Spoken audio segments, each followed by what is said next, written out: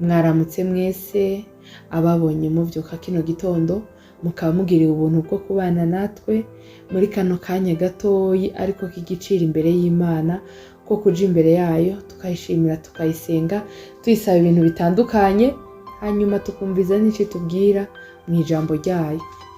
Amazina yanje nigira neza Divine nkuko bisanzwe. Yesu nashimwe cyane. Uyu munsi rero nkuko tubigenza buri munsi tugiye kwifashisha ijambo ry'Imana kugira ngo dusenge Imana.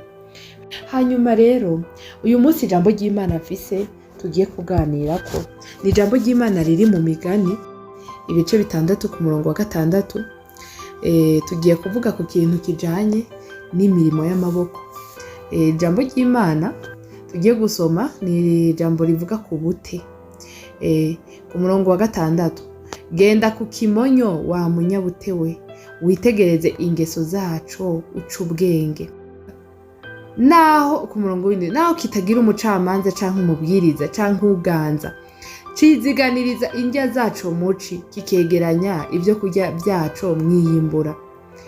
Uzogeza ryari kwiryamira ga wa munebwe we, uzovyuka ryari ngo uve mwitiro. Ngo hinge nca agatiro gakeya mbe ndasinziriye gatoya, nisegura ukuboko gatoya niboterere. Uko ni ku bworo bwawe buzogushikako nk'umwambuzi, n'ikigoyi kizogushikako nk'umuntu w'umugwanyi. Yesu nadufashe cyane. Ijambo ry'Imana ritubwiye ko umuntu w'umunyabute ngo uzogeza ryari kwiryamira ga wa munebwe we. Iryo jambo ry'umunebwe rirabishe bene data. Umuntu akwise umunebwe, iryo jambo ntiriryoshe ku muntu w'Imana bene data. Ngo uzovyuka ryari ngo uve mwitiro. Umunebwe n'umuntu aba afise inkomezi zo gukora ikintu, akaba afise n'uburyo yogikora ariko ntagikore, akaguma yirambirije akarindira ko ibintu bimusanga ahari. Imana idufashe cyane. Ijambo ry'Imana ritubwiye ngo ku murongo wa 11, uko ni ku bworo bwawe buzogushikako nk'umwambuzi, n'ikigoyi kizogushikako nk'umuntu w'umugwanyi. Yesu nadufashe cyane. Beneda, ubworo si umugambi w'Imana. Iki kintu c'ubworo nta sezerano ry'ubworo nigeze mbona Imana itanga. No kuvuga ngo mu bintu Imana yageneye abantu bayo, ikintu c'ubworo ahubwo irakigwanya, igatanga umugisha, ikagura amariba, ikaguha amariba yo hepfo nayo haruguru. Siko bimeze. Uzogenda usoma abakunzi b'Imana ba Aburahamu, abantu Imana yagigirira neza. Ikintu ca mbere Imana yakora, yabaha ubutunzi bakakora bagukiwe. Murabe neza, mugende murabe muri Bibiliya, ba Aburahamu baba bafise amasho n'imikuku. Nimba Imana ikunze umuntu ikamuhezagira, yamuhezagira no mu bintu bifatika. Murabe Yakobo, Imana yo mwijuru naho yari yatwaye umugisha awivye, Imana yo mwijuru ikiganza c'uhoraho cari kuri we. Ikintu Imana yo mwijuru yagaragarije ko umugisha kuri Yakobo yari imikuku n'amasho. Bivuze gute rero? Bivuze ko umunyabute, umuntu w'umunebwe, Imana iri kontre yiwe. No kuvuga Imana ntimushigikiye. Kandi Imana bitagushigikiye rero bene data, ucubanza ukaraba neza, urumva ko ubudashitse. Ega ntubushitse mu nzira y'Imana, ntubushitse. Iyo Imana itagushigikiye ntubushitse. No kuvuga ngo rero iri jambo ry'Imana rizi umuntu Bibiliya yita umunebwe. Yesu nadufashe cyane. Zaburi igice ca 28 ku murongo wa 1 havuga ngo hahiga uwubaha Uhoraho wese, akagendera mu nzira ziwe. Ibikorwa by'amaboko yawe bizogutunga, uzonezerwa, uzohigwa. Yesu nashimwe cyane. Ngo uwubaha Uhoraho wese ngo akagendera mu nzira ziwe, ngo ibikorwa by'amaboko yiwe ngo bizomutunga. Mwumvise ga bene data, umuntu yubaha Uhoraho si umunebwe. Umuntu yubaha Uhoraho azokora ibikorwa n'amaboko yiwe, kandi nakora ibikorwa n'amaboko yiwe, ibyo bikorwa byiwe bizomutunga. Yesu nashimwe cyane. Iri ni ijambo ry'Imana niko ritubwiye. No kuvuga ngo rero uyu munsi nje kwiganirira n'abantu mwese mwiyicariye. Si kuvuga ngo murabanebwe mwese, oya, ahubwo hariho nk'abantu baba badafise aho bahera, bakababona ugashobora ukabubona nyene udafise aho utangurira, ugaca wiyicarira. Nagira ndakumenyeshe ko utegerezwa guhaguruka Imana yabwiye Gideyoni ugenda uko inkomezi zawe zingana. Yesu nashimwe cyane. Haguruka wibyukiranye urondera ikintu ukora. Ndabwira abantu bamaze igihe bicaye bavuga ngo ntaco bafise bakora, ugasanga nk'umuntu yarahejeje amashuri hanyuma amaze imyaka n'iyindi yaricaye yarabuze ikintu cyo gukora. Ahantu hose yadepoje, ndavuga amadiplome, ugasanga ntiyigeze aronka akazi. Kubera nawe amadiplome tudepoza rero usanga basaba ama experience, ugasanga basaba experience z'imyaka itandukanye, ugasanga ntayifise. Ukageraho ukamara imyaka n'iyindi n'ivyo wize ukageraho ukanavyibagira urindiriye akazi. Ugaca usanga rero iyo ugize Imana ukabura ahantu ushobora kuronka buri kimwe, ukiri nko mu nzu y'abavyeyi bawe canke ukiri ufise warubatse nk'urugo, ukaba ufise umuntu mwubakanye akora, ugaca usanga biriko bituma ugira intege nke zo kurondera hirya no hino. Nagira ndakubwire ko Bibiliya itagushigikiye. Yesu nadufashe cyane. Uyu munsi ijambo ry'Imana riziye wewe, ugasanga nk'umuntu afise nk'umuntu bubakanye canke umutware we, kampere nko ku badamu, ugasanga uricaye nta kazi ufise kandi Imana yaguhaye amaboko abiri ushobora gukora, ariko kubera kugaya akazi ukavuga uti biriya je sinobikora, biriya sinobikora, ugaca uhitamo kwiyicarira mu rugo. Nagira ndakumenyesha ikintu kimwe, ica mbere uwo mutware wawe nakugaragariza ko bitamunezera kubona wicaye mu rugo, ariko ntibibahimbara na gatoya. Kubwiwe yipfuza ko yokubona ufise ico ukora, yanka kukublesa wahava gusunikira guhaguruka uko inkomezi zawe zingana, ugakora ibinabiri ukarondeza nawe mugafatanya inkomezi mu kubaka urugo. Akashaka kukureka ugasanga ariko arasibuvena ku mabezo yawe yose guhera kuri gato kugera kuri kanini, bitewe nuko wabuze ico ukora. Reka ndakubwira ikintu kimwe, umenye neza ko kwicara ukaramvya ukamikara Bibiliya ntiri kumwe nawe. Yesu nadufashe cyane. Kandi akwereka ibanga, umunsi umwe uzohaguruke urondeze hirya no hino, ufata ugende nko mu isoko, kuko niyo wabwira umugabo n'urugero nk'umuntu w'umudamu, ukabwira nk'umutware wawe uti migishoro wakoze nk'umushinga, ukamwereka umushinga runaka canke projet kanaka, utiraba naronse atiraba nakoze projet, iyi projet rero hari ikintu womfasha. Nagira ndabwiza ukuri, umutware wawe uzorakunanezerwa. Abatware barakunda abagore bahaguruka bagakora. Yesu nashimwe cyane. Rero wa mudamu nubone ngo umutware wawe ntakubwira ngo rero ngo urumva ngo ntukora ngo akwereke ko bitamunezera, nukuri ntanezerewe namba, ahubwo ikintu akora arihanganye, akora ibintu byo kwihangana, kuko ntari bukubwire ngo ukora akazi utagafise ngo ukihe ku nguvu ntakoronka, kandi ntari bugusunikire mu kurondera hirya no hino ubona iyo mpano utayifise, ariko kubwiwe yipfuza ko wohaguruka ukagerageza uburyo bwose umushigikira mu kufatanya amaboko mu kubaka, akaronderera hariya nawe ukaronderera hariya. Yesu nashimwe cyane. Erega bene data, ubuzi si ubuzi tudepoza gusa, ubuzi buruzu.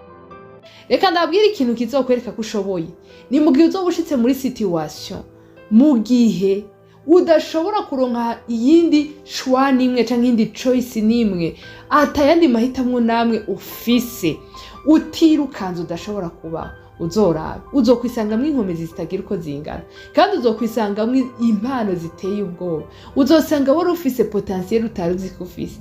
Yesu nadufashe cyane.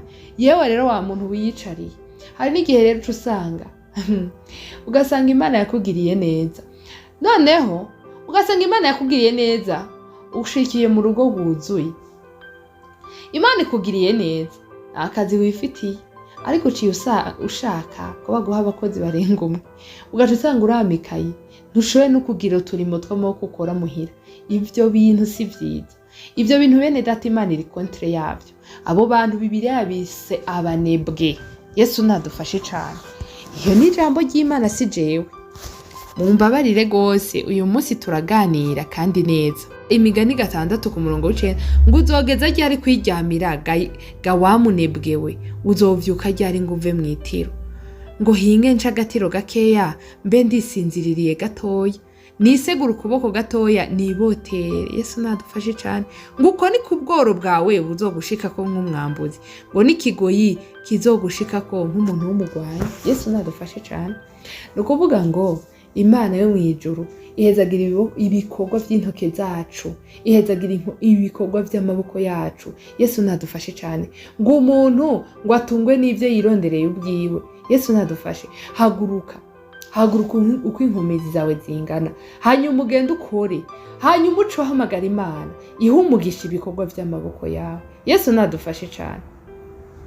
Reka nigirire inama abantu, reka nibwirire akantu gatoya, ntikari ngombwa cyane ariko numvise nsunikiwe kuko avuga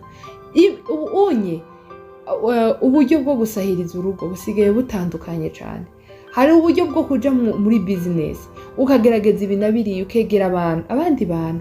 Erega abantu bose si babi, hari umuntu azokwereka ibanga ukabona nk'umuntu akora, ukamwegera abantu bihangiye imirimo ukambwira ati wanyeretse inzira ko nanje shaka gukora. Hari igihe ubwo ku muntu mwiza akakuyobora akakwereka inzira nawe ugahaguruka. Aba bantu bose tubona babakire ku isi bakomeye, ugiye urumviriza histoire zabo usanga ari abantu batanguye bakora eserere, bakora ibintu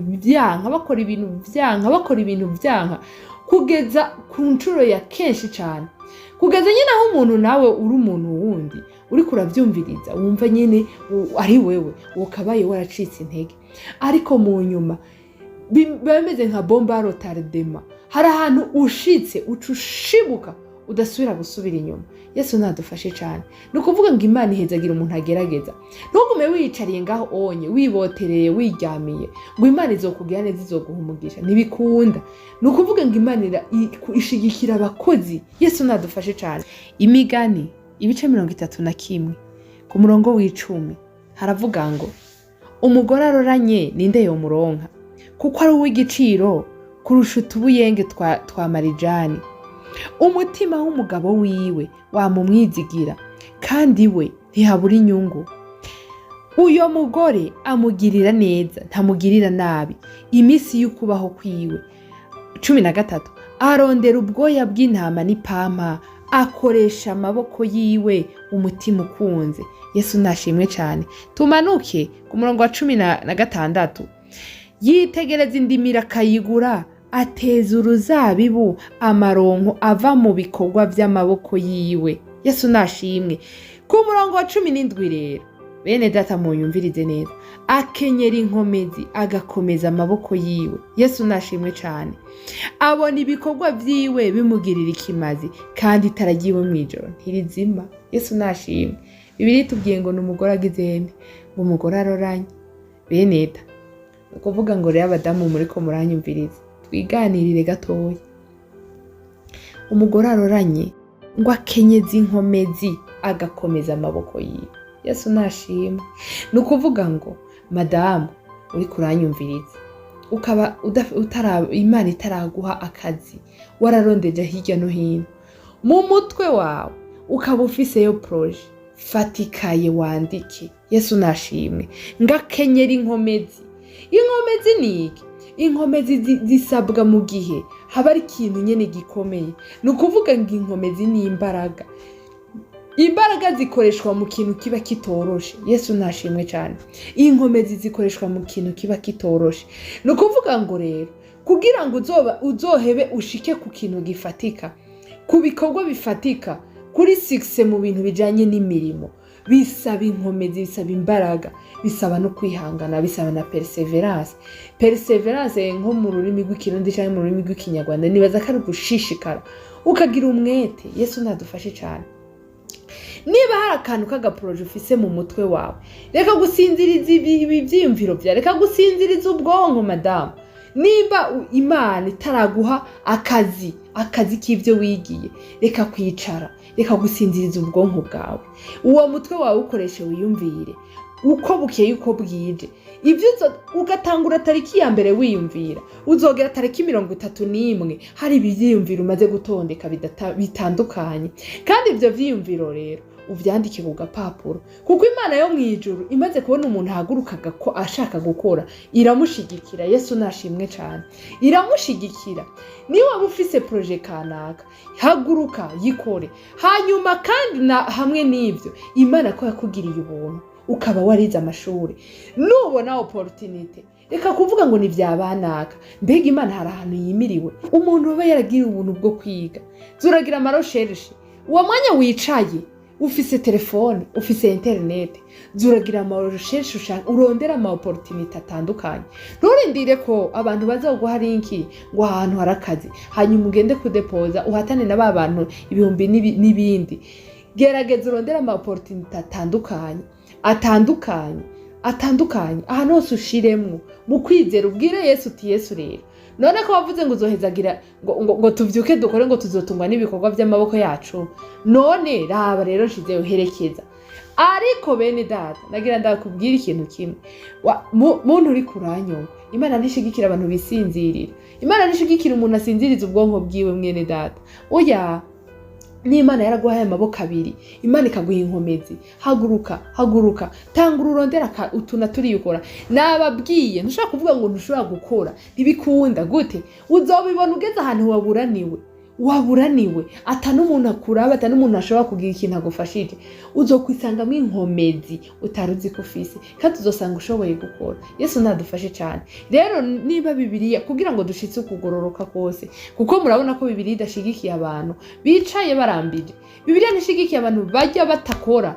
Yesu nadufashe cyane. Bibiliya ahubwo ishigikiye abantu bahaguruka bakifashe bagakoresha inkomezi bafise zose, hanyuma Imana igahezagira ibikorwa by'amaboko yawe. Yesu nashimwe cyane, kuko nunaje gusaba umugisha ihoraho uyereka ibikorwa uri kurakora bidaciye mu bugunge, ukavuga uti Imana rero raba ndiko ndakora, ndiko nkoresha amaboko yanje, hanyuma Mana bizane nk'umugisha. Bene data nagira ndabwira ubwonko bwawe ntukabusinzirize. Imana niguha iciyumviro cyose Imana igushize mu mutwe, umenye neza ko ari ubuntu ugiriwe. Kuko hari abantu benshi bafise amafaranga y'ibishoro ariko bakabura amayide mu mitwe yabo. Rero niwumva akantu kakiyumviro canke kagatekerezo gakorokeye mu mutwe wawe, ntukagishe mwene data, n'ubuntu ugiriwe, cukabyaza umusaruro. Kandike ku rupapuro, ejo mu gitondo usubire ukiyumvire ko, ugafinyore neza, ugace hirya no hino, ukiyumvira ko ibintu bitandukanye, wiyumvira ukuntu ako kantu ushobora kugashira mu ngiro. Yesu nadufashe cyane. Nutangura itariki imwe wiyumvira, uko bukeye wongera ko ivyiyumviro, uriko uragerageza uhagurukanye za nkomezi Bibiliya yatubwira. Hanyuma rero ugaca utangura kugerageza kugira pa ya mbere, utera intambwe ya mbere. Imana yo mwijuru niyabona wahagurutse ukagira premier pa, izogufata ukuboko, uzoshobona ibintu byipfungura. Ariko ntuzibaze ko ibintu bizogenda byipfungura wiryamiye, ntibikunda. Nukuvuga ngo mumbabare sindiko nibasira uruhande rumwe, ariko mumbabare nkomeze kwivugira ku badamu. Nukuvuga ngo wa mudamu niwagira initiative yo guhaguruka, uko inkomezi zawe zingana, umutware wawe arabona ko atakaza ufise, ariko arabona kugira umwete wo kurondeza hirya no hino. Uzobibona icambere, uzozobona atanguye gushaka kugushigikira, ugatangura kubona aguterera ivyimvira ibinabiriye, ukabona ari kumwe nawe cyane reactive. So kuvuga ngo reactive kubera akunda, ahubwo ariko aguha courage, arakunda kubona uri kurakora. Uretse gusa hariho abantu baba bafise imyemerere itandukanye, baba bashaka ko abadamu na ugasanga nyene bitewe no kwizera kwabo bakunda ko abadamu bakora imirimo yo mu rugo, ariko nabo bakunda ko abadamu bakora imirimo yo mu rugo, ntibakunda ko abadamu bamikara. Oya, usanga aguma mu rugo, ariko umugore aguma mu rugo kugira yite ku mirimo yo mu rugo, ategura urugo neza, yegeranye ibintu, araba urugo, araba abana, tunganye ibyo mu rugo. Akoresha amaboko yiwe mu gutunganya urugo rwiwe. Ega navyo nakazi kandi katoroshe. Yesu nashimwe cyane, kuko murazi ko ako kazi harabo gatunze. Yesu nadufashe. Nukuvuga ngo rero jaho nivugira aba bantu Imana yaheza bikabaha amariba yo hepfo nayo haruguru, ikabaha n'abakozi barenze umwe. Ugasanga n'umuntu muhira arabura ikintu akora, aricaye kandi Imana yaramuhaye diplome. Nimba Imana yaguhaye diplome, ubwo bumenyi ufise bukoreshe. Ni ukuvuga ngo uradepoza ahantu hose ukabura akazi, ariko ufise telefone yawe, ufise na internet yawe.